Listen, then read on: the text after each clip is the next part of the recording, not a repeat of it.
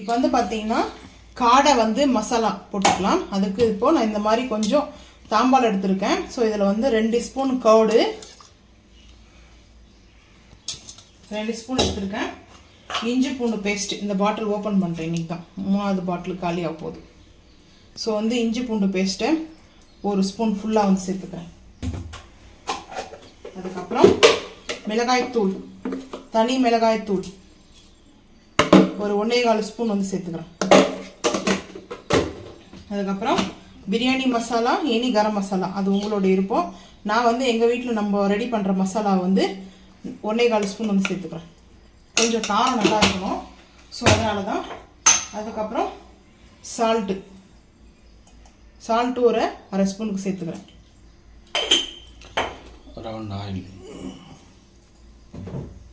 இதுக்கு ஆயில் போட தேவையில்ல. மஞ்சத்தூள் ஒரு சிட்டி கலருக்கு சேர்த்துக்கலாம்.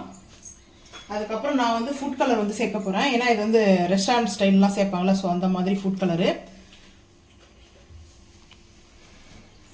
சேர்த்துட்டு நல்லா ஒரு மிக்சிங் கொடுத்துக்கலாம். இதில் வந்து ஆயில் ஊற்ற வேண்டாம், ஏன்னா நம்ம கர்டு போட்டுக்கிறதுனால ஆயில் வந்து அதில் ஒட்டாது. ஸோ அதனால தான் வந்து பார்த்திங்கன்னா இந்த மாதிரி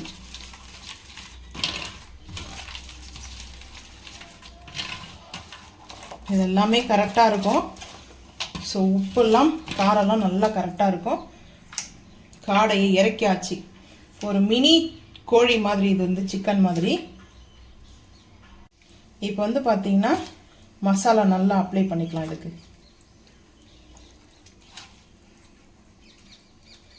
நான் வந்து இது எண்ணெயில் பொரிக்கலாமா, அதுக்கப்புறம் அப்படியே வந்து தந்தூரி மாதிரி பண்ணலாமா, அது அப்புறம் தான் பிளானு. மசாலா மட்டும் போட்டு வச்சுட்டு ஊற வச்சிட்டோம்னா கரெக்டாக நம்மளுக்கு வந்து இதுவாகிடும்.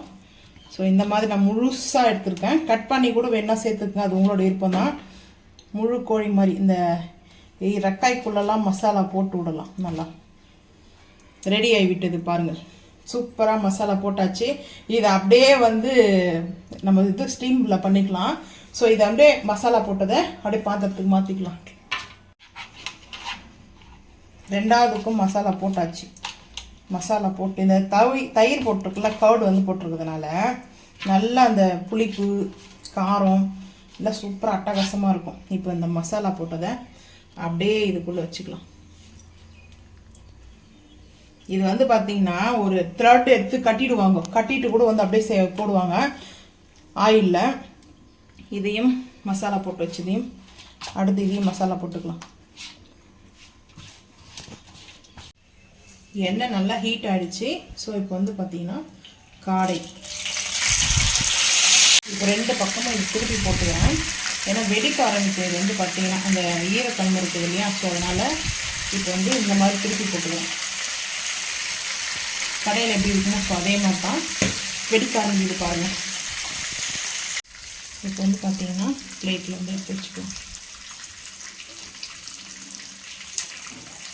சில வெடிக்க ஆரம்பிக்குது.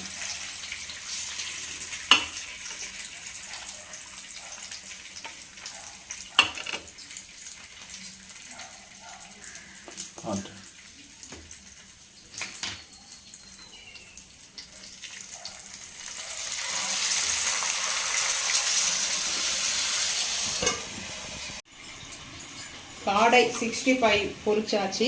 இது 65 மாதிரி பொரிச்சிக்கலாம். அப்படி இல்லைனா நீங்கள் வந்து பார்த்தீங்கன்னா தந்தூரி மாதிரியும் செஞ்சுக்கலாம், கவாப் மாதிரி கூட பண்ணிக்கலாம், அது உங்களோட இஷ்டம் தான். நான் வந்து பார்த்தீங்கன்னா ஆயில் மீடியமாக ஆயில் ஊற்றி இந்த மாதிரி வந்து பார்த்தீங்கன்னா பொரிச்சு எடுத்துருக்கேன்.